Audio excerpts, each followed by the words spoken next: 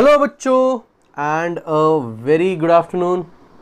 Now it could be good morning, good evening for you people और good night as well, जब भी ये video देख रहे हो. आज का जो टॉपिक है वो है हमारे पास फिजिकल प्रॉपर्टीज हम लोग देखेंगे और हम लोग बात करेंगे SN1 और SN2 रिएक्शंस के बारे में. नाउ SN1 और SN2 रिएक्शंस हमारे ओवरऑल ऑर्गेनिक केमिस्ट्री के अंदर एक बहुत स्ट्रॉन्ग वेटेज रखता है, बिकॉज SN1 और SN2 रिएक्शन या मैकेनिज्म के बेसिस के ऊपर हमारा जो प्रोडक्ट फॉर्म होने वाला है वो डिफर करता है. नाउ आगे जाने के बाद जैसे कि आज मैं तुम लोगों को बता दूंगा कि SN1 SN2 रिएक्शंस क्या होते हैं. फ्यूचर में मैं सीधा ये बताया करूंगा कि ये SN1 रिएक्शन है या ये SN2 रिएक्शन है, और आज से रिलेटेड जितनी भी चीज़ें तुम लोग पढ़ोगे वो सारी चीज़ें तुम्हारे दिमाग में उस वक्त आ जानी चाहिए.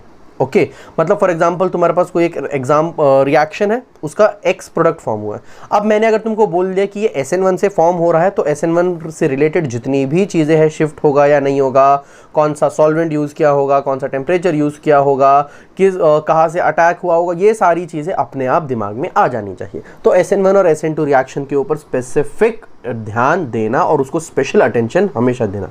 चलो आज पहले बात करते हैं प्रॉपर्टीज ऑफ हैलो अल्केन, और कौन सी प्रॉपर्टीज स्पेसिफिकली हम लोग बात करेंगे फिजिकल प्रॉपर्टीज के बारे में. केमिकल प्रॉपर्टीज के ऊपर जो है वो नेक्स्ट वीडियो होने वाला है, विच इज गोइंग टू अपना last video on haloalkanes. Haloarenes अभी बाकी है, उसके लिए और एक वीडियो की जरूरत पड़ेगी. चलो सो हमारा नेक्स्ट टॉपिक है, चलो पहला टॉपिक है boiling point. Boiling point of alkyl halide के बारे में बात करते हैं. देखो अल्काइल हैलाइड का जो बॉइलिंग पॉइंट होता है वो डायरेक्टली प्रोपोर्शनल होता है उसके मॉलिक्यूलर मास से.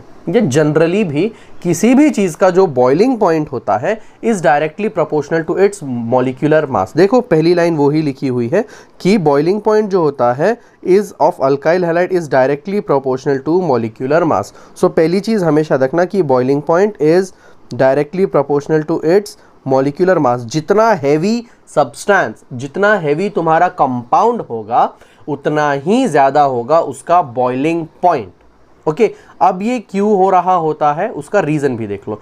देखो बॉइलिंग पॉइंट जो होता है, चलो क्या लिखा मैंने सबसे पहले, boiling point is directly proportional to molecular mass. ठीक है, अब इसका रीजन सुन लो. मॉलिक्यूलर मास जिसका ज्यादा होगा जब मॉलिक्यूलर मास इंक्रीज करता है, मॉलिक्यूलर मास इंक्रीज जब करता है तो हमारा van der Waals force of attraction increase करता है. क्या? Van der Waals force of attraction increases. जितना ज्यादा साइज होगा या जितना ज्यादा मॉलिक्यूलर मास होगा उतना ज्यादा हमारे पास van der Waals force of attraction होता है. ज्यादा van der Waals force of attraction का मतलब दो मॉलिक्यूल्स एक दूसरे की तरफ स्ट्रॉन्ग फोर्स से कनेक्टेड है ना. अब वो एक्चुअली कोई बॉन्ड नहीं होता है, सिर्फ एक फोर्स ऑफ अट्रैक्शन होती है. Let's say this is a molecule, let's say ये दूसरा मॉलिक्यूल है, दोनों के बीच में एक स्ट्रॉन्ग बॉन्ड है ना, कंपैरेटिवली स्ट्रॉन्ग बॉन्ड. ठीक है, अगर ये और कौन सा है वो स्ट्रॉन्ग बॉन्ड नहीं, स्ट्रॉन्ग फोर्स ऑफ अट्रैक्शन. और कौन सी force of attraction? Van der Waals force of attraction. अगर ये फोर्स ऑफ अट्रैक्शन स्ट्रॉन्ग है इसका मतलब जब हम लोग उस चीज को बॉयल करने की कोशिश करेंगे तो पहले तो तुम्हें इसको तोड़ना पड़ेगा ना, इनको दूर करना पड़ेगा, और उसके लिए ये फोर्स ऑफ अट्रैक्शन को ओवरकम करना पड़ेगा. सो जिस पॉइंट पे ये इनकी फोर्स ऑफ अट्रैक्शन टूटेगी उसके बाद एक्चुअल बॉइलिंग वाला जो प्रोसेस है वो स्टार्ट हो सकता है. सो जितना ज्यादा मॉलिक्यूलर मास उतना ज्यादा van der Waals force of attraction, और जितना ज्यादा van der Waals force of attraction उतना ज्यादा बॉइलिंग पॉइंट. तो पहली चीज कि बॉइलिंग पॉइंट जो होता है अल्काइल हैलाइड का is directly proportional to molecular mass. Why? Because molecular mass increases तो van der Waals force of attraction increases. Okay अगली चीज है, देखो boiling point is inversely proportional to branching. जितनी ज्यादा हमारे पास ब्रांचिंग होगी उतना ज्यादा हमारा बॉइलिंग पॉइंट, सॉरी जितनी ज्यादा हमारे पास ब्रांचिंग होगी उतना कम हमारे पास बॉइलिंग पॉइंट होगा. लेट्स से एन ब्यूटेन का एग्जांपल अगर मैं ले लूं तो अगर कोई स्ट्रेट चेन होती है ठीक है, तो चलो एक ये है और एक ये है. ठीक है, अब जो स्ट्रेट चेन्स होती है उनका सरफेस एरिया ज्यादा होता है, और ज्यादा सरफेस एरिया तो उसकी बॉइलिंग डिफिकल्ट हो जाती है. ठीक है, सो इसका जो बॉइलिंग पॉइंट होगा विल बी ग्रेटर देन इसका. क्यों? यहां पर एक ब्रांच आ गई ना, है ना. सो जितनी ज्यादा ब्रांचेस उतना कम होगा हमारा बॉइलिंग पॉइंट. ओके सो अगर मैं 5 कार्बन का एग्जांपल लूँ तो 1 2 3 4 5, इसका boiling point will be greater than. अगर मैं यहाँ पर एक ब्रांच लगा दूँ, मतलब पहले में 4 की लॉन्गेस्ट चेन थी, सॉरी 5 की लॉन्गेस्ट चेन थी, देखो 5 की लॉन्गेस्ट चेन है, अब 4 की लॉन्गेस्ट चेन और एक ब्रांच आ गई, अब 3 की लॉन्गेस्ट चेन भी हो सकती है और 2 ब्रांचेस, है ना। देखो सबका मॉलिक्यूलर मास सेम है, सो दिस विल बी अपना ऑर्डर। जितनी ज्यादा ब्रांचेस उतना कम अपना बॉइलिंग पॉइंट, इसीलिए लिखा है boiling point is inversely proportional to branching. Third point is boiling point increases with increase in intermolecular hydrogen bond. जितना ज्यादा हाइड्रोजन बॉन्डिंग होगी उतना ज्यादा हमारा बॉइलिंग पॉइंट होता है। ओके, जितनी ज्यादा हाइड्रोजन बॉन्डिंग होगी उतना ज्यादा होता है हमारे पास हमारा बॉइलिंग पॉइंट। अब हाइड्रोजन बॉन्डिंग कब कब देखने को मिलती है, एक छोटा सा ऊपर से देख लो। अगर हमारे पास कभी भी AH dot dot dot B इस टाइप का कंपाउंड हो, ठीक है, जहां पर A जो है ये अपने पास हो सकता है फ्लोरीन, ऑक्सीजन या नाइट्रोजन। मतलब अगर फ्लोरीन, ऑक्सीजन और नाइट्रोजन डायरेक्टली हाइड्रोजन से कनेक्टेड हो और वो कोई और एलिमेंट है जो बॉन्ड फॉर्म करना चाहता है, उसके पास भी होना चाहिए या तो फ्लोरीन या तो ऑक्सीजन या तो nitrogen. So A can be fluorine, oxygen और nitrogen and B can be fluorine, oxygen और नाइट्रोजन। तब हमारे पास एक हाइड्रोजन बॉन्ड फॉर्म होता है। क्या फ्लोरीन, ऑक्सीजन या नाइट्रोजन डायरेक्टली कनेक्टेड होने चाहिए हाइड्रोजन से, और दूसरा मॉलिक्यूल जिसके साथ वो हाइड्रोजन बॉन्ड फॉर्म कर रहा है, तो again it can be fluorine, oxygen और नाइट्रोजन। ठीक है, सो अगर इस टाइप का कोई कंपाउंड देखने को मिले जहां A फ्लोरीन, ऑक्सीजन, नाइट्रोजन हो सकता है, B फ्लोरीन, ऑक्सीजन, नाइट्रोजन हो सकता है, तब हम बोलते हैं कि हाइड्रोजन बॉन्डिंग हो सकती है। ओके, और जितनी ज्यादा हाइड्रोजन बॉन्डिंग उतना ज्यादा बॉइलिंग पॉइंट, जितनी ज्यादा हाइड्रोजन बॉन्डिंग उतना ज्यादा बॉइलिंग पॉइंट। ओके, अब एक चीज याद रख लेना, अगर प्रायोरिटी का ऑप्शन मिले किसको ज्यादा प्रायोरिटी देनी है, तो सबसे पहले हम लोग हाइड्रोजन बॉन्डिंग को चूज करेंगे कि अगर हाइड्रोजन बॉन्डिंग है तो बॉइलिंग पॉइंट सबसे ज्यादा होगा। ठीक है, उसके बाद हम लोग देखेंगे मॉलिक्यूलर मास को, और उसके बाद आएंगे हम लोग हमारी ब्रांचिंग की तरफ। तो प्रायोरिटी ऑर्डर याद रखना, सबसे पहले हाइड्रोजन बॉन्डिंग को प्रायोरिटी देना, फिर ज्यादा मॉलिक्यूलर मास मतलब ज्यादा ब्रांचिंग, और अगर सेम मॉलिक्यूलर मास हो तो फिर ज्यादा मॉलिक्यूलर मास मतलब ज्यादा बॉइलिंग पॉइंट, और अगर सेम मॉलिक्यूलर मास हो तो हम लोग आएंगे फिर ब्रांचिंग के ऊपर। ठीक है, सो पहले हाइड्रोजन बॉन्डिंग, उसके बाद मॉलिक्यूलर मास, और उसके बाद हम लोग देखेंगे ब्रांचिंग को। अगला क्वेश्चन देख लो फिजिकल प्रॉपर्टी का, why alkyl halides are immiscible in water. ठीक है, देखो अल्काइल हैलाइड मतलब क्लोरीन, ब्रोमीन, आयोडीन और फ्लोरीन, है ना। So fluorine, chlorine, bromine and iodine. अब देखो क्या कहा था मैंने, हाइड्रोजन बॉन्डिंग कब हो सकती है, फ्लोरीन, ऑक्सीजन या नाइट्रोजन डायरेक्टली हाइड्रोजन से कनेक्टेड होना चाहिए, है ना, और दूसरे वाले के अंदर भी, है ना, और जिससे वो बॉन्ड फॉर्म कर रहा है उसके पास भी फ्लोरीन, ऑक्सीजन या नाइट्रोजन होना चाहिए। ठीक है, देखो alkyl halides are polar in nature.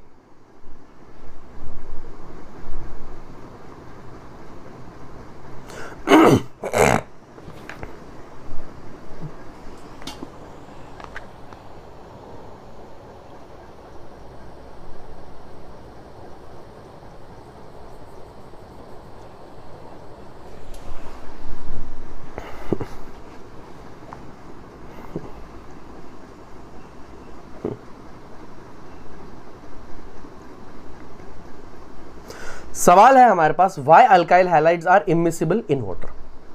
Alkyl halides पानी में इमिसिबल क्यों होते हैं। देखो अल्काइल हैलाइड्स जो होते हैं वो पोलर होते हैं नेचर के अंदर, है ना। क्यों पोलर होते हैं, बिकॉज अल्काइल हैलाइड्स मतलब कि लेट से हमारे पास है CH3 एंड सम X, है ना। अब इसके पास हैलोजन है और इसके पास कार्बन है। Halogens are more electronegative than carbon, halogen atom is more electronegative than carbon atom, इसीलिए ये पोलर होते हैं। पोलर मतलब कि ये जो इलेक्ट्रॉन्स है इस पे स्लाइट, हैलोजन पे स्लाइट नेगेटिव और कार्बन पे स्लाइट पॉजिटिव चार्ज जनरेट होता है। क्यों जनरेट होता है, because electronegative atom has tendency to attract electrons. क्यों होता है, क्योंकि इलेक्ट्रोनेगेटिव जो एटम होता है, जैसे इस केस में हैलोजन है, उसके पास एक टेंडेंसी होती है कि वो अट्रैक्ट कर सकता है इलेक्ट्रॉन्स को। Though alkyl halide is polar but they are immiscible in water because they are not able to form hydrogen bonds with water. क्या कहा गया कि अल्काइल हैलाइड्स पोलर जरूर होते हैं, charge separation slight positive slight negative हो गया तो पोलर है, लेकिन ये इमिसिबल होते हैं, पानी के अंदर डिसॉल्व नहीं होते हैं क्योंकि वो हाइड्रोजन बॉन्ड्स फॉर्म नहीं करते हैं। मैंने तुम लोगों को ऊपर बताया कि हाइड्रोजन बॉन्ड्स कब फॉर्म होते हैं, अपने पास A H और B, इस टाइप का कोई कंपाउंड फॉर्म होना चाहिए। अब देखो अपने पास वाटर की अगर बात करें, पानी में डिसॉल्व हो रहा है ना, पानी में अपने पास OH, ये अपने पास है वाटर, राइट। अब ये जिसके साथ बॉन्ड फॉर्म कर रहा है वो या तो फ्लोरीन हो सकता है, या तो ऑक्सीजन हो सकता है, या तो नाइट्रोजन हो सकता है, राइट। या तो फ्लोरीन हो सकता है, या तो ऑक्सीजन हो सकता है, या तो नाइट्रोजन हो सकता है। तो अगर फ्लोराइड्स फॉर्म होते हैं तो वो कंपैरेटिवली सोल्यूबल होते हैं। जो फ्लोराइड्स होते हैं वो कंपैरेटिवली ज्यादा सोल्यूबल होते हैं। लेकिन अगर तुम लोग बात करो आयोडाइड की, अगर तुम लोग बात करो ब्रोमाइड की, अगर तुम लोग बात करो क्लोराइड की, अगर इनकी बात की जाए तो ये हाइड्रोजन बॉन्ड के अंदर पार्टिसिपेट नहीं करेगा, है ना। क्यों? क्योंकि सिर्फ कौन कौन से अपने बॉन्ड को, कौन कौन से एलिमेंट्स हाइड्रोजन बॉन्ड फॉर्म कर सकते हैं? फ्लोरीन, ऑक्सीजन और नाइट्रोजन। फ्लोरीन तो कर जाएगा, फ्लोराइड्स कर जाएंगे, लेकिन आयोडाइड्स, क्लोराइड्स और ब्रोमाइड्स ये तो नहीं करेंगे, राइट। सो चलो लेट से यहां पर अपने पास CH3 है ना, इधर पर तो चलो CH3।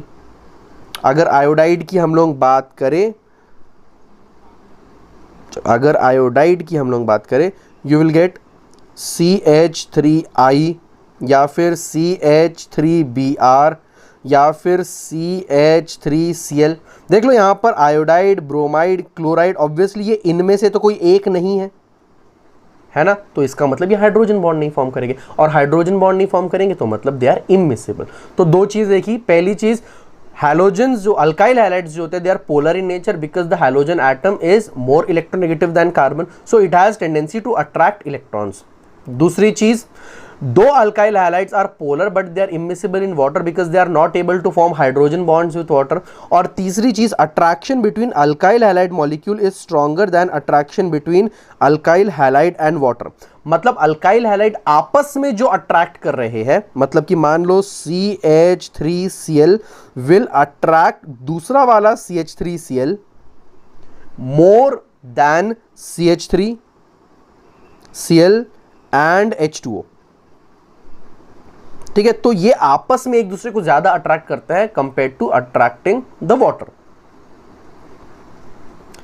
Moving on to the next slide, why boiling point of alkyl halide is higher than alkyl fluoride. क्या कहा? अल्काइल हैलाइड्स की जो बॉइलिंग पॉइंट्स होते हैं वो अल्काइल फ्लोराइड से हायर क्यों होते हैं? ठीक है, देख लो। For a given alkyl group boiling point increases with increase in atomic mass. क्या कहा? ऊपर से नीचे जब हम लोग जाते हैं, मतलब कि मानो RF है, RCl, RBr और लास्ट क्या होगा? RI। तो ऊपर से नीचे जब हम लोग जाते हैं ऑब्वियसली मॉलिक्यूलर मास इंक्रीज हो रहा है, मॉलिक्यूलर मास इंक्रीज हो रहा है। मॉलिक्यूलर मास इंक्रीज हो रहा है तो van der Waals force of attraction increase हो रही है, तो van der Waals force of attraction जो है ये इंक्रीज हो रही है, राइट। और van der Waals force of attraction increase हो रही है, इसका मतलब अब इस बॉन्ड को तोड़ने के लिए पहले हीट एनर्जी देनी पड़ेगी, फिर उसके बाद बॉइलिंग का प्रोसेस शुरू होगा, इसका मतलब boiling point increases, hence boiling point जो होता है वो ऊपर से नीचे इंक्रीज कर रहा होता है। देखो यहां क्या लिखा है, for a given alkyl halide boiling point increases with increase in atomic mass. क्या? Boiling point increases with increase in atomic mass of halogen derivative because van der Waals force of attraction increases with increase in molecular mass. यही चीज अभी बताई। So therefore boiling point of alkyl iodide is higher than alkyl fluoride। क्यों? सबसे ज्यादा molecular mass इसका है, तो सबसे ज्यादा van der Waals force alkyl iodide में होंगी। अगला सवाल है हमारे पास, para dichlorobenzene has melting point higher than ortho and meta isomer. चलो, पैरा डाइक्लोरोबेंजीन मतलब कि ये है Cl and Cl, ortho dichlorobenzene मतलब कि ये है Cl, और मेटा डाइक्लोरोबेंजीन मतलब कि ये है Cl और Cl। This is para, this is ortho and this is अपना मेटा। अब देखो पैरा जो होता है उसका स्ट्रक्चर देखो, ये बहुत सिमेट्रिकल स्ट्रक्चर है। पैरा जो होता है it has symmetrical structure, symmetrical structure है तो इसकी पैकिंग बहुत आसान हो जाती है। It's packing becomes packing, it's packing is easier. Packing easy है मतलब ये फिट ईजीली, उसका जो क्रिस्टल लैटिस फॉर्म होता है ये उसमें बहुत आसानी से फिट बैठ जाता है। ऑब्वियसली ना, मानो कि तुम्हारे पास ऐसा कोई सॉलिड है, मेल्टिंग पॉइंट मतलब कुछ सॉलिड फॉर्म कर रहे है ना, ठीक है। अब यहां पर तुम इसको अगर फिट करना चाहो तो ये आसानी से फिट हो जाएगा, है ना। ऑन द अदर हैंड अगर तुम लोग ऐसा कोई स्ट्रक्चर का कोई कंपाउंड है, इसको अगर फिट करने की कोशिश करोगे तो वो डिफिकल्टली फिट होगा। तो सिमिलरली पैराक्लोरोबेंजीन, पैराडाइक्लोरोबेंजीन जो होता है वो इतना सिमेट्रिकल स्ट्रक्चर का होता है कि उसको फिट करना बहुत आसान हो जाता है। उसकी वजह से intermolecular force of attraction increases. उसकी वजह से क्या होता है, intermolecular forces of attraction increases, hence greater energy is required to overcome its lattice energy. इसका मतलब उसके लैटिस को ब्रेक करने के लिए, उसका जो सॉलिड लैटिस फॉर्म हुआ है उसको तोड़ने के लिए हमें ज्यादा एनर्जी देनी पड़ेगी। ज्यादा एनर्जी देनी पड़ रही है, इसका मतलब हायर मेल्टिंग पॉइंट, इजी। अब आते हैं हम लोग हमारे मेन टॉपिक की तरफ, या एक बहुत इंपॉर्टेंट टॉपिक की तरफ, जिसका नाम है nucleophilic substitution reaction. Okay, nucleophilic substitution reaction जो होता है बेसिकली क्या है, किसी एक न्यूक्लियोफाइल को सब्स्टिट्यूट कर दिया, एक न्यूक्लियोफाइल निकलेगा, दूसरा न्यूक्लियोफाइल आकर अटैच हो जाएगा, और इस टाइप के रिएक्शन को हम लोग कहते हैं न्यूक्लियोफिलिक सब्स्टिट्यूशन रिएक्शन। चलो, अगर न्यूक्लियोफिलिक सब्स्टिट्यूशन अल्काइल हैलाइड के अंदर बात करें तो simple reaction, I can write RX, this is अपना अल्काइल हैलाइड। इसके पास लेट से कोई एक न्यूक्लियोफाइल आकर अटैक करेगा। चलो, ये है अपना अल्काइल हैलाइड, इसके पास कोई एक अपना अटैक कर रहा है, अटैकिंग रिएजेंट इज न्यूक्लियोफाइल,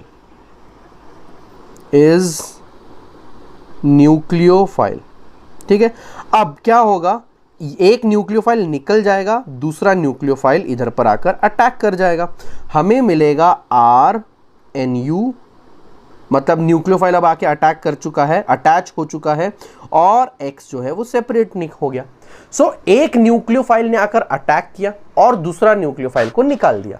तो इस तरीके का सब्स्टिट्यूशन जो होता है ना, एक न्यूक्लियोफाइल ने दूसरे न्यूक्लियोफाइल को सब्स्टिट्यूट कर दिया। सो इस तरीके का जो सब्स्टिट्यूशन होता है उसे न्यूक्लियोफिलिक सब्स्टिट्यूशन रिएक्शन कहते हैं, ठीक है। अब आई होप कि न्यूक्लियोफाइल्स क्या होते हैं, इलेक्ट्रोफाइल्स क्या होते हैं, वो चीजें क्लियर है, ठीक है। फिलहाल थोड़ा सा ऊपर से बता देता हूं। न्यूक्लियोफाइल का मतलब होता है बेसिकली न्यूक्लियस का लवर, फाइल इज लवर या अट्रैक्ट होता है उसकी तरफ, ठीक है।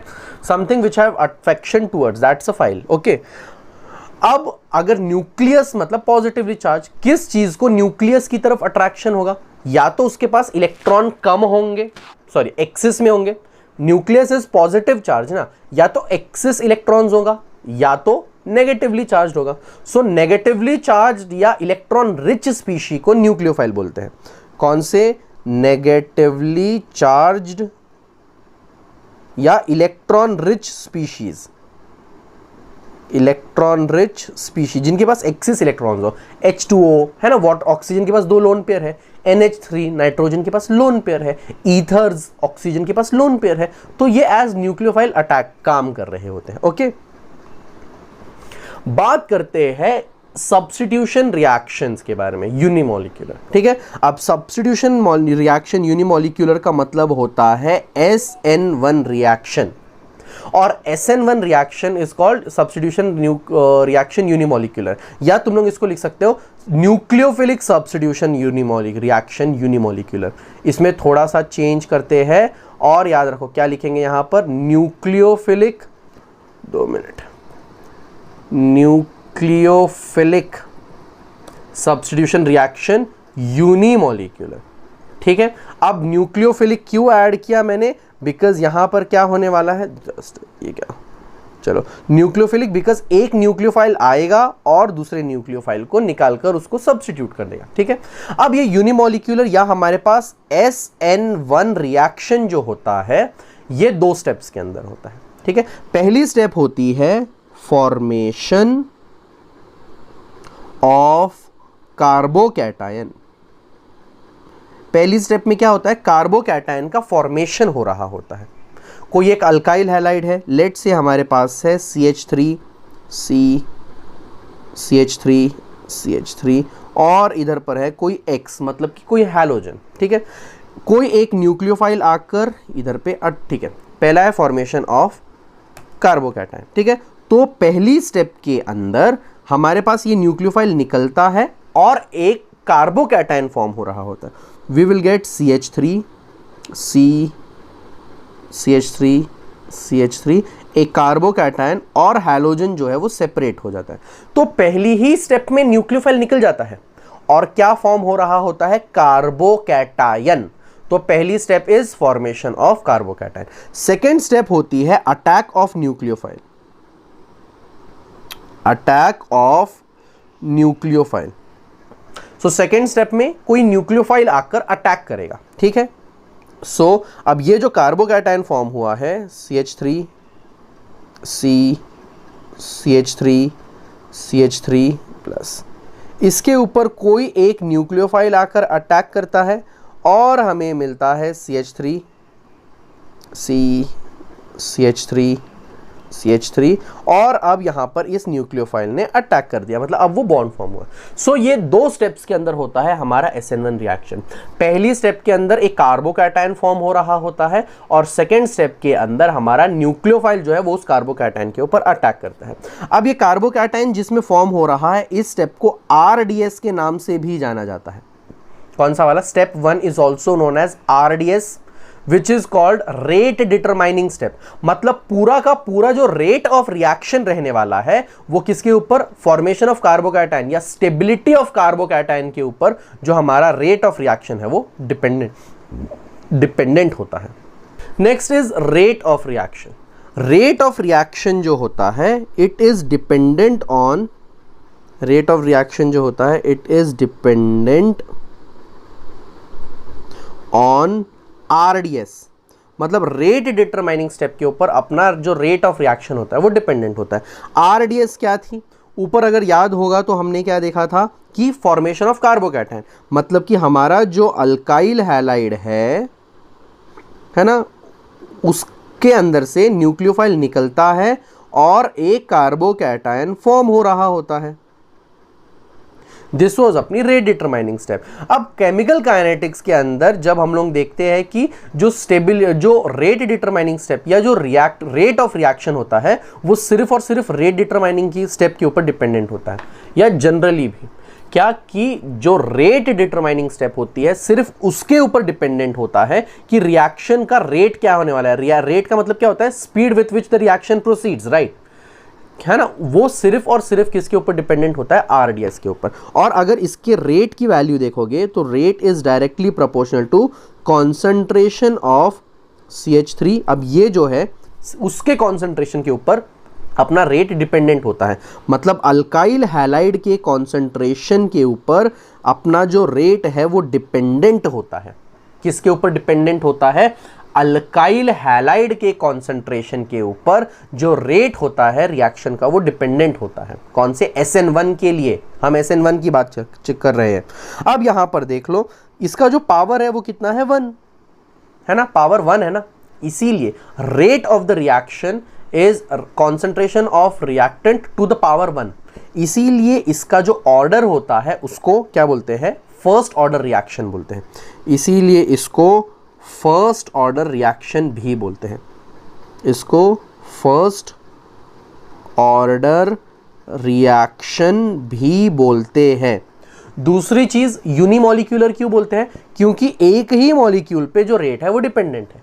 समझ में आ रहा है? यूनिमॉलिक्यूलर क्यों बोलते हैं? क्योंकि जो रेट है वो सिर्फ एक ही मॉलिक्यूल के ऊपर डिपेंडेंट है, इसीलिए इसको न्यूक्लियोफिलिक सब्स्टिट्यूशन यूनिमॉलिक्यूलर बोलते हैं। चलो सॉल्वेंट की अगर बात करें, ये जो रिएक्शंस है ये they take place in polar protic solvents. किन में होता है? Polar protic solvents. अब पोलर प्रोटिक सॉल्वेंट्स वो होते हैं जो हाइड्रोजन बॉन्डिंग कर सके, they are polar protic solvents. Example के लिए H2O, ठीक है, एग्जाम्पल की अगर बात करें तो H2O, मीथेनॉल मतलब कि CH3OH, या फिर इथेनॉल C2H5OH, या एसिटिक एसिड CH3COOH। सो वो सारे कंपाउंड्स जो हाइड्रोजन बॉन्डिंग फॉर्म करने की कैपेसिटी रखते हैं ऑर्गेनिक के अंदर, they come under polar protic solvents. ठीक है, सो ये जो रिएक्शन होते हैं ये पोलर प्रोटिक सॉल्वेंट्स में दे टेक प्लेस। अगला इंटरमीडिएट क्या था, देखो first step is RDS. RDS के ऊपर रेट डिटरमाइनिंग, रेट जो होता है रिएक्शन का वो डिपेंडेंट होता है, और रेट डिटरमाइनिंग स्टेप में फॉर्म क्या हुआ, कार्बोकैटायन। सो इंटरमीडिएट जो होता है वो होता है अपना कार्बोकैटायन। सो कार्बोकैटायन जो होता है वो फॉर्म हो रहा होता है अपना एज इंटरमीडिएट। ठीक है, रिएक्टिविटी की बात करेंगे तो जितना स्टेबल कार्बोकैटायन उतनी ज्यादा रिएक्टिविटी। So reactivity is directly proportional to stability of carbocation, directly proportional to stability of carbocation. जितना स्टेबल कार्बोकैटायन होगा उतनी ज्यादा रिएक्टिविटी। और स्टेबिलिटी ऑर्डर क्या होता है कार्बोकैटायन का, मतलब कि 3 degree carbocation is more stable than 2 degree carbocation is more stable than 1 degree carbocation. तो रिएक्टिविटी जो होती है वो डिपेंडेंट होती है स्टेबिलिटी ऑफ कार्बोकैटायन के लिए, और जो ऑर्डर होता है स्टेबिलिटी का of carbocation is 3 degree carbocation are more stable than 2 degree carbocation and which are more stable than 1 degree carbocation. Next is attack of nucleophile. देखो क्या हुआ था, अटैक न्यूक्लियोफाइल ने जब अटैक किया तो CH3 और X है ना सेकेंड स्टेप के अंदर, मतलब कि दिस वाज अपना step 2।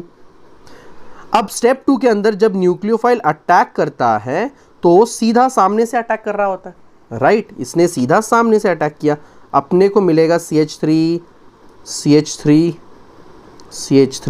And then nucleophile, right. और सॉरी सेकेंड स्टेप मतलब यहाँ पर कार्बोकैटायन फॉर्म हुआ होगा, है ना, नॉट अल्काइल हैलाइड, यहाँ पर कार्बोकैटायन रहने वाला है। सो यहाँ पर सीधा अटैक किया, सो फ्रंट साइड अटैक होता है। यहाँ पर क्या होता है, यहाँ पर front side attack, front side attack. चीजें याद रखो क्योंकि जब SN2 आएगा तब we will get to compare things कि SN2 में क्या हुआ है। तो SN1 के अंदर फ्रंट साइड अटैक हो रहा होता है। Simple optical nature of product की ऑप्टिकली एक्टिव होगा या नहीं होगा, ठीक है। देखो क्या होता है, हमारे पास स्टेबल इंटरमीडिएट कौन सा फॉर्म हुआ, कार्बोकैटायन। कार्बोकैटायन जो होता है they are planar in nature. Carbocation जो होते हैं दे आर sp2 हाइब्रिडाइज्ड ना। sp2 हाइब्रिडाइज्ड का मतलब प्लेनर होता है, वो क्या होता है, प्लेनर। सो कार्बोकैटायंस जो होते हैं वो एक प्लेन के अंदर होते हैं, ठीक है। अब इसके ऊपर जब न्यूक्लियोफाइल ने अटैक किया, एक प्लेन के ऊपर न्यूक्लियोफाइल अटैक कर रहा है, अब ये ऊपर से भी अटैक कर सकता है, नीचे से भी अटैक कर सकता है, ऑब्वियसली ना। तो ये न्यूक्लियोफाइल ऊपर से भी अटैक कर सकता है, ये न्यूक्लियोफाइल नीचे से भी अटैक कर सकता है ना, दोनों जगहों से ये न्यूक्लियोफाइल अटैक कर सकता है। सो ये इसके पास जब ऑप्शन होगा कि इसको कहां से अटैक करना है, ये दोनों जगहों से 50-50% अटैक करेगा। सो ये जो न्यूक्लियोफाइल आया है ये ऊपर से भी जाके अटैक कर सकता है और ये नीचे से भी जाकर अटैक कर सकता है, ठीक है।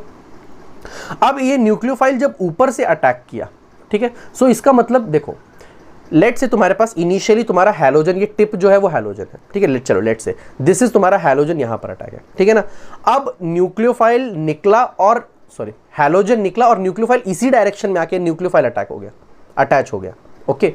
इसका मतलब उसको बोलते हैं रिटेंशन।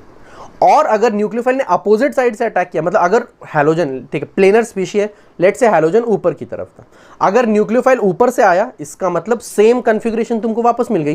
पहले भी हैलोजन ऊपर था, अब न्यूक्लियोफाइल वापस से ऊपर है।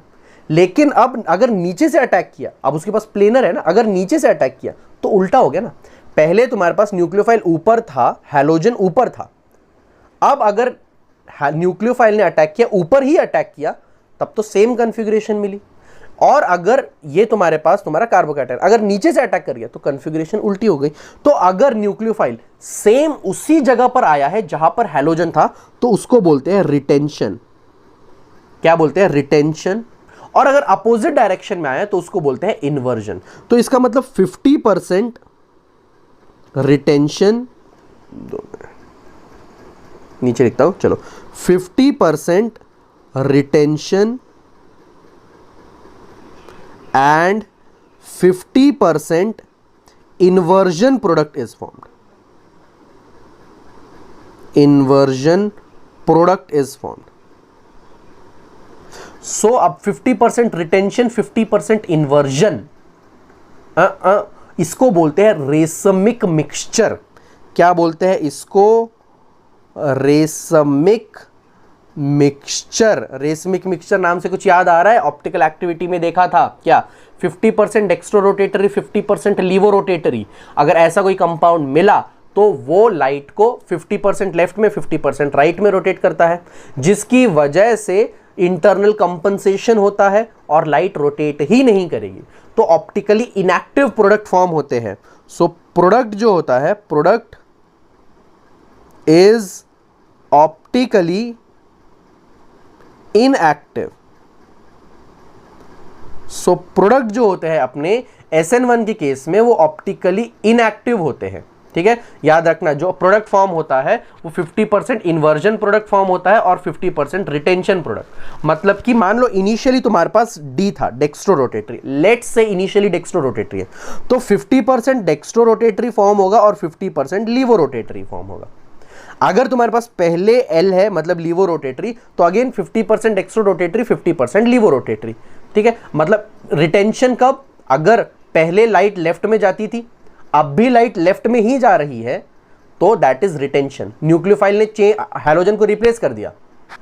पहले कोई एक CX था, है ना, पहले तुम्हारे पास कोई कंपाउंड था अल्काइल हैलाइड, वो लाइट को लेफ्ट में रोटेट करता था. कोई न्यूक्लियोफाइल आया, उसने हैलोजन को हटाया, खुद जाके अटैच हो गया. अब भी लाइट अगर लेफ्ट में ही रोटेट हो रही है तो रिटेंशन. अगर अब लाइट राइट में रोटेट हो रही है तो इन्वर्जन, है ना, पहले लेफ्ट में जा रही थी अब राइट में जा रही है तो इन्वर्जन. सो SN1 के केस में 50% रिटेंशन और 50% इन्वर्जन प्रोडक्ट फॉर्म हो रहा होता है. ओके, अगला न्यूक्लियोफाइल फेवर्ड. ये वीक न्यूक्लियोफाइल के प्रेजेंस में होता है. कौन सा न्यूक्लियोफाइल फेवर्ड होता है? वीक न्यूक्लियोफाइल्स जो होते हैं, वीक न्यूक्लियोफाइल्स जो होते हैं, न्यूक्लियोफाइल, वो SN1 रिएक्शन दिखाते हैं. मतलब वीक न्यूक्लियोफाइल वो कमजोर है ना, है ना, वो वेट करता है. 3 डिग्री कार्बोकैटायन फॉर्म होगा, अगर जरूरत पड़ी तो शिफ्ट या रीअरेंजमेंट होगा, है ना. मानो कि 2 डिग्री कार्बोकैटायन है, बाजू में 3 डिग्री बन सकता है, तो वो शिफ्ट करवाएगा, है ना, हाइड्राइड शिफ्ट या मिथाइल शिफ्ट या फिनाइल शिफ्ट, और उसके बाद जो फॉर्म होगा ज्यादा स्टेबल, वहां जाकर अटैक करेगा एकदम आराम से. कोनो जल्दी नहीं है. अगर स्ट्रांग होता तो उसको जल्दी होती, वो फटाक से अटैक करने की कोशिश करता. वीक न्यूक्लियोफाइल है इसीलिए वो वेट करता है, जितना ज्यादा स्टेबल कार्बोकैटायन फॉर्म हो रहा होगा वहां जाकर अटैक करेगा. अब इतनी चीजें हमने देखी SN1 के बारे में. अब सब कुछ एंड में कोलेट करेंगे. Now let's talk about SN2 reaction. हाँ, सो सब्स्टिट्यूशन रिएक्शन बायमोलिक्यूलर, और अगेन कौन सा substitution? Nucleophilic substitution. So nucleophilic substitution bimolecular reaction. ठीक है, अब बायमोलिक्यूलर का मतलब इसको हम लोग बुलाते हैं SN2 रिएक्शन. इनको हम लोग बुलाते हैं SN2 रिएक्शंस. न्यूक्लियोफिलिक सब्स्टिट्यूशन, 2 मतलब बायमोलिक्यूलर. अब ये जो रिएक्शन होता है ये एक सिंगल स्टेप रिएक्शन होता है. पहले वाला SN1 रिएक्शन 2 स्टेप्स में हो रहा था. पहली step was formation of carbocation, second step was attack of nucleophile. ये जो रिएक्शन होता है ये सिंगल स्टेप के अंदर होता है. देखो पहली स्टेप के अंदर क्या होता है इसके अंदर. लेट्स से हमारे पास है CH3 CH2 एंड X. ठीक है, ये अपने पास कोई कंपाउंड है. अब इसके ऊपर कोई न्यूक्लियोफाइल आकर अटैक करता है, और हमेशा रखना कौन सा न्यूक्लियोफाइल अटैक करेगा? स्ट्रॉन्ग वाला. कौन सा न्यूक्लियोफाइल अटैक करेगा? स्ट्रॉन्ग वाला. अब देखो न्यूक्लियोफाइल अटैक करने की कोशिश कर रहा है, कौन सा? Strong nucleophile.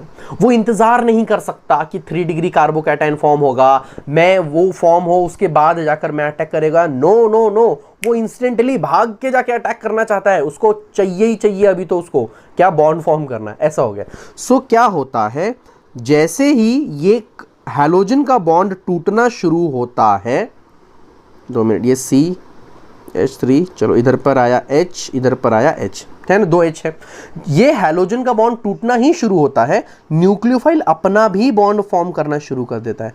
देखा कैसा खतरनाक बंदा है. उसने अपना पहले carbon can make only 4 bonds, लेकिन यहां पर कार्बन ने पहला बॉन्ड तोड़ा ही नहीं है, ये आकर दूसरा बॉन्ड फॉर्म भी करना चालू हो गया, और इसको बोलते हैं ट्रांजिशन स्टेट। इसको बोलते हैं ट्रांजिशन स्टेट। अब देखो यहां पर न्यूक्लियोफाइल की तरफ से इस तरफ हमारे पास इस डायरेक्शन में न्यूक्लियोफाइल है, सॉरी हाँ न्यूक्लियोफाइल मतलब नेगेटिवली चार्ज है ना, halogen is also nucleophile right. So इस डायरेक्शन में अपना हैलोजन है। सो न्यूक्लियोफाइल अगर यहां से आएगा तो उसको रिपल्शन मिलेगा, दो नेगेटिवली चार्ज, तो वो बहुत होशियार है, वो सेम डायरेक्शन में से नहीं आता है, वो अपोजिट डायरेक्शन से जाके अटैक करता है। इसीलिए मैंने न्यूक्लियोफाइल देखा कहां दिखाया, वो पीछे से जाकर अटैक करता है। सो यहां न्यूक्लियोफाइल अगर यहां से अटैक करेगा, मतलब एक बीवी ऑलरेडी है, दूसरी बीवी इधर से आएगी, वो पीटेगी ना पकड़ के ऑब्वियसली, तो वो एक होशियार वाइफ है, ये पीछे से आकर अटैक करने की कोशिश करेगी ना, खिड़की से अंदर घुसेगी। So this is what this nucleophile does, strong nucleophile. क्या पहला न्यूक्लियोफाइल निकलता नहीं है, ये खुद बॉन्ड फॉर्म करना शुरू कर देता है। अब दिस इज ट्रांजिशन स्टेट। और थर्ड स्टेप के अंदर क्या होता है, थर्ड स्टेप के अंदर ये हैलोजन अलग निकल जाता है। सो थर्ड स्टेप के अंदर मतलब कंटिन्यू, ये सब एक ही स्टेप के अंदर हो रहा है, सॉरी नॉट थर्ड स्टेप। सो अब क्या होता है, ये हैलोजन जो है ये सेपरेट हो गया और न्यूक्लियोफाइल ने इसके साथ बॉन्ड फॉर्म कर लिया। सी, चलो इधर पे आ जाएगा, इसको मैं ऐसे लिख सकता हूं H2 एंड देन CH3, और ये जो हैलोजन है वो सेपरेट हो गया। देख लो न्यूक्लियोफाइल पहले तुम्हारा हैलोजन तुम्हारे राइट हैंड साइड था, अब तुम्हारा न्यूक्लियोफाइल जो है वो तुम्हारे लेफ्ट हैंड साइड हो, मतलब न्यूक्लियोफाइल ने उल्टी तरफ से अटैक किया। कहां से अटैक किया, उल्टी तरफ से अटैक किया, पूरे के पूरे कंपाउंड को ही उल्टा कर दिया है ना, बैक साइड से अटैक करके। तो इसमें इन्वर्जन होता है, इस केस में क्या होता है, इन्वर्जन होता है। अब देखो रेट जो है वो किसके ऊपर डिपेंडेंट होगी, पूरे का पूरा रिएक्शन जो है वो एक ही स्टेप के अंदर हो रहा है, पूरा रिएक्शन एक ही स्टेप के अंदर हो रहा होता है। ये जो बीच में देखो, ये जो ये बहुत quick 10 raise to the power -6 second के लिए कुछ तो ट्रांजिशन स्टेट फॉर्म हो रही होती है। ये अटैक किया, फॉर्म हुआ, निकल गया और इंस्टेंटली अपने पास न्यूक्लियोफाइल आ गया। ठीक है, न्यूक्लियोफाइल आके न्यू बॉन्ड फॉर्म करते हैं। ठीक है, 10 raise to the power -6 second, इतना जल्दी ये रिएक्शन हो रहा होता है। सो आरडीएस के अंदर देखो कौन से रिएक्टेंट में अपने पास ये है, अल्काइल हैलाइड और न्यूक्लियोफाइल, दो चीजों के ऊपर अपना रेट ऑफ रिएक्शन डिपेंडेंट है। किसके ऊपर, ये अपना अल्काइल हैलाइड और अपना जो न्यूक्लियोफाइल है। सो रेट ऑफ रिएक्शन जो है is directly proportional to alkyl halide, मतलब कि अपना Rx और अपना न्यूक्लियोफाइल, ये दोनों के ऊपर अपना जो रेट ऑफ रिएक्शन है वो डिपेंडेंट है। पहले वाला किसके ऊपर डिपेंडेंट था, RDS, which was formation of carbocation, उसमें सिर्फ अल्काइल हैलाइड था, है ना, अल्काइल हैलाइड टूट के पहले कार्बोकैटायन बनेगा, तो इसीलिए वो यूनिमॉलिक्यूलर स्टेप रिएक्शन था। यहां पर जो रेट ऑफ रिएक्शन है उसमें देखो Rx भी है और न्यूक्लियोफाइल भी है, अल्काइल हैलाइड भी और न्यूक्लियोफाइल भी है, इसीलिए इसको बोलते हैं बायोमॉलिक्यूलर। समझ में आया, दो मॉलिक्यूल्स के ऊपर इसकी कॉन्सेंट्रेशन पे जो रेट है वो डिपेंडेंट है, इसीलिए इसको बोलते हैं बायोमॉलिक्यूलर। और इसका पावर 1 है, इसका पावर 1 है, तो जो रेट ऑफ रिएक्शन है दोनों के पावर 1 + 1, ये 1 प्लस ये वाला 1, इसीलिए इसको बोलते हैं सेकेंड ऑर्डर रिएक्शन। इसको क्या बोलते हैं, सेकेंड ऑर्डर रिएक्शन। पहले वाले के अंदर क्या था दिखा दूं तुम लोगों को, चलो चलो पहले वाले के अंदर अगर हम लोग ध्यान से देखें तो चलो रेट ऑफ रिएक्शन जो था वो सिर्फ अल्काइल हैलाइड के ऊपर डिपेंडेंट था, उसका पावर 1, इसीलिए उसको फर्स्ट ऑर्डर रिएक्शन बोलते हैं, एक ही मॉलिक्यूल पे है इसीलिए यूनिमॉलिक्यूलर बोलते हैं। ऑन द अदर हैंड अगर यहां देखोगे तो रेट ऑफ रिएक्शन दो मॉलिक्यूल्स के ऊपर डिपेंडेंट है, इसीलिए उसको बायमॉलिक्यूलर बोलते हैं, दोनों की पावर 1 है, 1 + 1 = 2, इसीलिए सेकेंड ऑर्डर रिएक्शन इसको बोलते हैं। ओके, अब बात करते हैं सॉल्वेंट के बारे में। ये जो रिएक्शन होते हैं they take place in polar aprotic solvents. ये जो रिएक्शंस है ये पोलर एप्रोटिक सॉल्वेंट्स के अंदर होते हैं। पोलर एप्रोटिक सॉल्वेंट्स का मतलब हुआ कि ऐसे सॉल्वेंट्स जो पोलर तो है लेकिन हाइड्रोजन बॉन्डिंग में पार्टिसिपेट नहीं करते, जो पोलर तो है but will not participate in hydrogen bonding. Example के लिए एसीटोन, एग्जाम्पल के लिए acetone which is CH3 C+O CH3, देख लो ये पोलर तो है लेकिन हाइड्रोजन बॉन्डिंग नहीं शो करेगा। DMF DMFO is di methyl formamide, okay. DMSO di methyl sulphoxide, ठीक है। फिर अपने पास होता है एसिटोनाइट्राइल, एसिटोनाइट्राइल। सो ये सब जो सॉल्वेंट्स होते हैं ये पोलर एप्रोटिक सॉल्वेंट्स होते हैं, मतलब दीज आर पोलर सॉल्वेंट्स।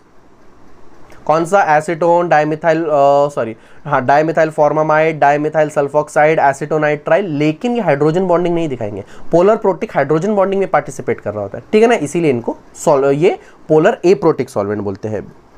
अगला इंटरमीडिएट जो होता है, यहां ट्रांजिशन स्टेट फॉर्म हो रही होती है। जैसे पहले वाले में कार्बोकैटायन फॉर्म था, इधर कार्बोकैटायन है, इधर ट्रांजिशन स्टेट फॉर्म हो रही होती है। ट्रांजिशन स्टेट जो है वो फॉर्म हो रही होती है, ओके। रिएक्टिविटी की बात करेंगे। पहले वाला किसके ऊपर डिपेंडेंट था? पहले वाले की जो रिएक्टिविटी थी is directly proportional to stability of carbocation.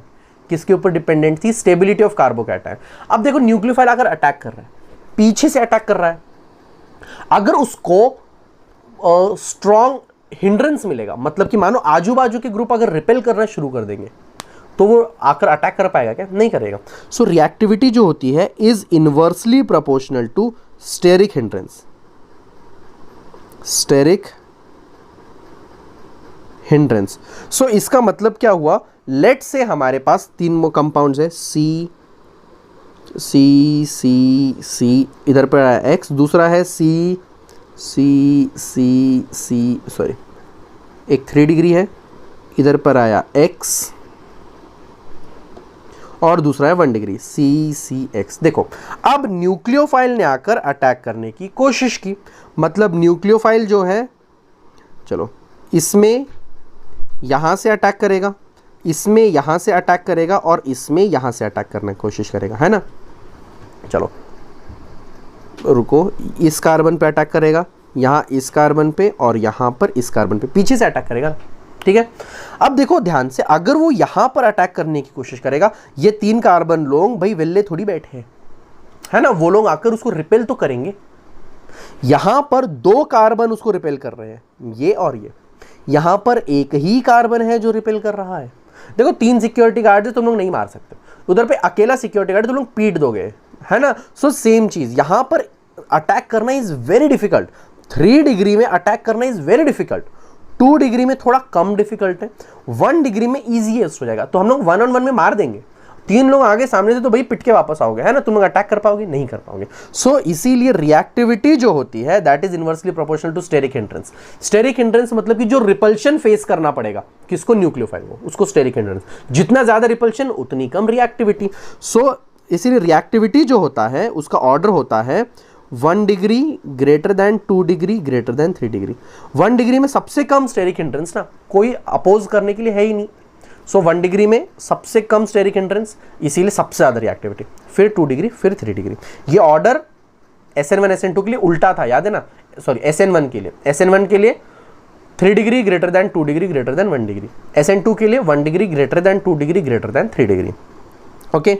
अगला अटैक ऑफ न्यूक्लियोफाइल। देखो हमारे पास क्या था कंपाउंड? सी, चलो इधर पर बोल दिया एक्स है, इसके ऊपर न्यूक्लियोफाइल जो है पहली बात पीछे से अटैक करेगा, दूसरी चीज जो है अपने को ये इन्वर्टेड प्रोडक्ट देता है, NUCC, है ना, इन्वर्टेड प्रोडक्ट दे रहा होता है। सो अटैक कहाँ से होता है? रियर साइड अटैक होता है, रियर साइड अटैक। SN1 में क्या था? फ्रंट साइड का अटैक था, सामने सामने अटैक कर रहा था भैया, है ना। यहां पर रियर साइड अटैक, छुप के अटैक करता है। ऑप्टिकल नेचर की अगर बात करें तो देखो यहां पर इन्वर्टेड प्रोडक्ट फॉर्म होता है। देख लो यहां पर अगर ये तुम्हारे पास D था तो तुम्हारे पास यहां पर L फॉर्म होगा, D मतलब डेक्स्ट्रो रोटेटरी, तो दूसरा वाला क्या? लिवो रोटेटरी फॉर्म होता है। अगर ये तुम्हारे पास L था तो ये तुम्हारे पास डेक्स्ट्रो रोटेटरी फॉर्म होता है। तो क्या? Inversion product is formed, inversion product is formed. Inversion product मतलब पहले लाइट को अगर लाइट लेफ्ट में रोटेट कर रहा था तो अब वो लाइट को राइट में रोटेट करेगा। और कौन सा न्यूक्लियोफाइल फेवर्ड होते हैं? Strong nucleophile. ये तो शुरुआत में ही बताया था कि स्ट्रॉन्ग न्यूक्लियोफाइल जो है वो इंतजार नहीं करेगा भैया कि कार्बोकैटायन फॉर्म होगा हम जाके फिर अटैक करेंगे, जिंदगी भर सुखी समृद्धि से रहेंगे, ना ना ना, हम अटैक करेंगे, बाद में देख लेंगे जिंदा बचना है या नहीं बचना है। सो वो इसका मोटो है किसका, SN1 SN2 का। अब SN1 और SN2 दोनों रिएक्शंस को हम लोग देख चुके हैं। Let's go through their differences, क्योंकि ये एक सवाल है जो बोर्ड्स में कई बार पूछा जाता है, इवन इन कॉम्पिटिटिव्स के दोनों के अंदर कौन से प्रोडक्ट का डिफरेंस होगा। सो SN1 और SN2 के डिफरेंसेस को देख लेते हैं। चलो, पहली चीज, SN1 में कितनी स्टेप्स होती है हमारे पास? SN1 में हमारे पास 2 स्टेप्स होती है। पहली step is formation of carbocation, second step is attack of nucleophile. SN2 एक स्टेप के अंदर हो रहा होता है, ट्रांजिशन स्टेट बीच में फॉर्म हो रहा होता है, which is only for 10⁻⁻⁶ second के आसपास, बहुत कम देर के लिए, माइक्रो सेकंड के लिए फॉर्म होता है, फिर उसके बाद वो गायब हो जाता है। चलो, मॉलिक्यूलैरिटी, ये एक यूनिमॉलिक्यूलर रिएक्शन है ना, एक ही मॉलिक्यूल के ऊपर इसकी reactivity is dependent. SN2 is biomolecular, 2 molecules के ऊपर उसकी रिएक्टिविटी डिपेंडेंट होती है। वो एक मॉलिक्यूल का पावर 1 होता है, इसीलिए फर्स्ट ऑर्डर। दोनों मॉलिक्यूल के ऊपर एक एक का पावर आ रहा होता है, इसीलिए second order reaction. Rate of reaction depends on concentration of the reacting species, जिसके ऊपर जो रिएक्टिंग स्पीशी मतलब अल्काइल हैलाइड है ना, मतलब कि Rx के ऊपर अपना जो रेट ऑफ रिएक्शन है वो डिपेंडेंट होता है। ऑन द अदर हैंड जो रेट ऑफ रिएक्शन है ये SN2 में Rx के ऊपर भी डिपेंडेंट करता है और न्यूक्लियोफाइल के ऊपर भी डिपेंडेंट होता है। सो दोनों रिएक्टिंग स्पीशीज के ऊपर SN2 का रेट ऑफ रिएक्शन डिपेंडेंट होता है। अटैक ऑफ न्यूक्लियोफाइल, SN1 में बैक साइड इफेक्ट अटैक और फ्रंट साइड इफेक्ट अटैक दोनों हो रहा होता है। याद है ना, बेसिकली अगर कार्बोकैटायन देख लिया जाए तो ऊपर से भी अटैक करेगा और नीचे से भी अटैक करेगा, ठीक है, ऊपर से भी अटैक करता है और नीचे से भी अटैक कर रहा होता है। सो लेकिन वो कब, कार्बोकैटायन के फॉर्मेशन के बाद, ठीक है। अगर तुम लोग SN2 की बात करेंगे, सिर्फ बैक साइड अटैक हो रहा होता है, सिर्फ और सिर्फ बैक साइड अटैक हो रहा होता है। मुझे याद है मैंने ऊपर तुम्हें लिखाया है फ्रंट साइड अटैक, तो उसको थोड़ा चेंज कर देते हैं, उसको both back side and front side attack कर देते हैं, है ना, in order to avoid any confusion. चलो, एक्चुअली तो हमें पता ही है कि चलो, अगर तब तक तुम्हें कार्बोकैटायन फॉर्म हुआ है, उसका ऑर्डर क्या है वो सब नहीं बताया था ना, इसीलिए मैंने वहाँ फ्रंट साइड अटैक लिखा हुआ है। लेकिन जो अटैक होता है, देख लो यहाँ पर फ्रंट लिखा हुआ है, इसको बोथ फ्रंट एंड बैक कर देते हैं, इसको हम लोग कर देते हैं back and front side attack, ठीक है। अब ये कब बैक और फ्रंट कब हम लोग बोल सकते हैं? कार्बोकैटायन प्लेनर है ना, जब तक प्लेनर है ये नहीं सोचा था, तब तक हमें यही पता था कि वो सामने से अटैक कर रहा है, ठीक है। लेकिन carbocation is a planar species, अब वो ऊपर से भी अटैक कर सकता है, नीचे से भी, इसीलिए जो प्रोडक्ट फॉर्म होता है वो इन्वर्जन प्रोडक्ट भी होता है और इन्वर्जन और रिटेंशन प्रोडक्ट भी होता है, इसीलिए both back and front side attack बोला जा सकता है इसको। चलो अगला, ट्रांजिशन स्टेट। यहां पर जो है अपने transition state is basically carbocation, जो इंटरमीडिएट फॉर्म हुआ है basically that is a carbocation, यहां पर ट्रांजिशन स्टेट फॉर्म हो रही होती है। SN2 के अंदर ट्रांजिशन स्टेट फॉर्म हो रही होती है, ओके।